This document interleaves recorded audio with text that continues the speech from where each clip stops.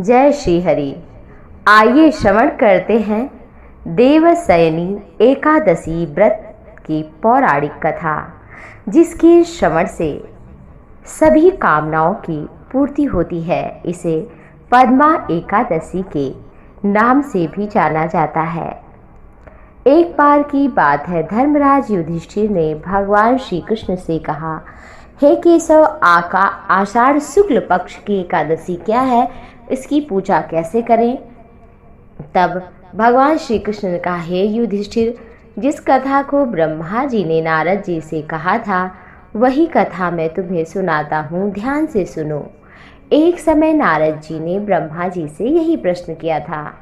तब ब्रह्मा जी ने कहा, हे नारद, तुमने कलयुग के जीवों के उद्धार के लिए बहुत ही उत्तम प्रश्न किया है। देवशयनी एकादशी व्रत सभी व्रतों में उत्तम है। इस व्रत के प्रभाव से पाप नष्ट होते हैं तथा भगवान उनकी रक्षा करते हैं। इस व्रत के करने से भगवान लक्ष्मी नारायण प्रसन्न होते हैं। मैं तुमसे एक पौराणिक कथा कहता हूँ, मन लगाकर सुनो।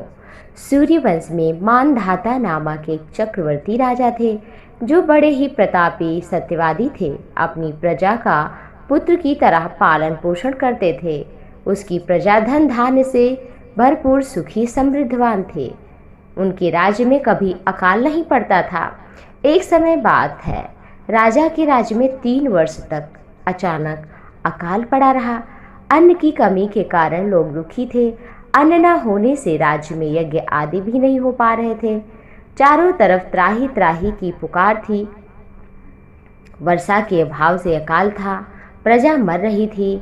इसलिए हे राजन, पूछा कि कोई उपाय ऐसा बताओ जिससे प्रजा का कष्ट दूर हो। राजा मानधाता कहने लगे, आप लोग ठीक कह रहे हैं, वर्षा से ही अन्न उत्पन्न होता है। लोग वर्षा न होने से दुखी हैं, मैं समझता हूँ। ऐसा सोचकर राजा कुछ सेना साथ में लेकर वन की तरफ चल पड़े। वहाँ अनेक ऋषियों के आश्रम में भ्रमण करते हुए ब्रह्मा जी के पुत्र अंगिरा ऋषि के आश्रम पर पहुंचकर घोड़े से नीचे उतरकर अंगिरा ऋषि को प्रणाम किया। मुनि ने आशीर्वाद देकर कुशल क्षेम पूछा। राजा ने हाथ जोड़कर कहा, भगवान, सब प्रकार से सुखी हूँ, लेकिन अकाल हमें और हमारी प्रजा को बहुत दुख दे रहा है। राजा के पापों के प्रभाव से प्रजा को कष्ट होता है। मैं धर्म अनुसार राज्य करता हूँ, मेरे राज्य में अकाल कैसे? इसके कारण का मुझे अभी तक पता नहीं है। अब मैं आपके पास आया हूँ, कृपा करके हमारे संदेह को दूर करें, साथ ही प्रजा के कष्ट को दूर करने का उपाय बताएं। इतनी बात सुनकर ऋषि बोले, राजन, सतयुग सभी युगों में उत्तम, धर्म सभी प्रकार से परिपूर्ण। लोग ब्रह्म की उपासना करते हैं और केवल ब्राह्मणों को ही वेद का अधिकार है, तपस्या करने का अधिकार है। परंतु आपके राज्य में एक शूद्र तपस्या कर रहा है, इसी से वर्षा नहीं हो रही है। यदि आप भला चाहते हैं तो उसका वध कर सकते हैं। परीक्षा लिया। निरपराध तपस्या करने वाले शूद्र को कहा राजा ने, मैं किस तरह मार सकता हूँ, कोई और उपाय बताइए। महर्षि प्रसन्न हुए कि तुम्हारी दृष्टि में समता है, ईश्वर का भजन ही मुख्य है।